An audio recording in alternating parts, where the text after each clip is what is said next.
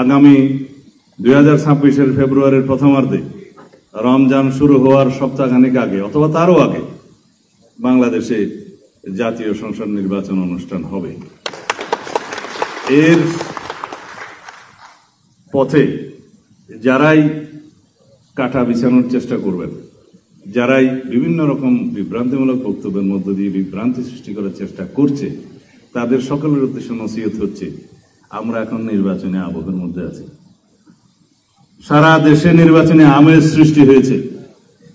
অতি শিগগির আমাদের নেতা জনাব তারেক রহমান বাংলাদেশে প্রত্যাবর্তন করবেন। সেদিন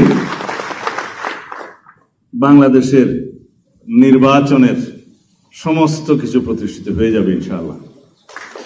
আমি বলছি না নির্বাচন হয়ে যাবে, তবে আমরা বিএনপির পক্ষ থেকে সেই দিনই নির্বাচনের অর্ধেক কার্য ইনশাআল্লাহ সমাপ্ত করতে পারব। সেটা কি?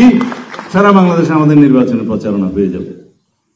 নির্বাচনের একটা অবিচ্ছেদ্য অংশ হচ্ছে প্রচারণা, তো সেই প্রচারণা আমাদের অর্ধেক সেদিন হয়ে যাবে ইনশাআল্লাহ। তার প্রত্যাবর্তন হবে বাংলাদেশে সবচেয়ে অবিস্মরণীয় একটি ঐতিহাসিক ঘটনা।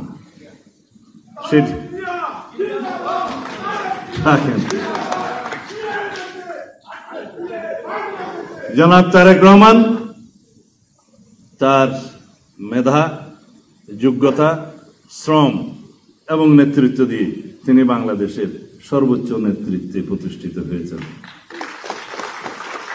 আমরা আমাদের নেতার সাথে আন্দোলন, সন্ত্রাসীবাদ বিরোধী আন্দোলন সংগ্রামে ঘনিষ্ঠভাবে কাজ করতে গিয়ে আমরা যে পরিপক্কতা ওনার মধ্যে দেখেছি, এই জাতি ইনশাআল্লাহ তার নেতৃত্বে অনেক দূরে এগিয়ে যাবে।